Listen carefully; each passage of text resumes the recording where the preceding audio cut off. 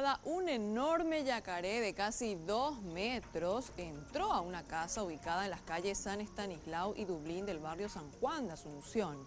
Como era de esperarse, el animal causó un gran susto y fue capturado por los bomberos voluntarios.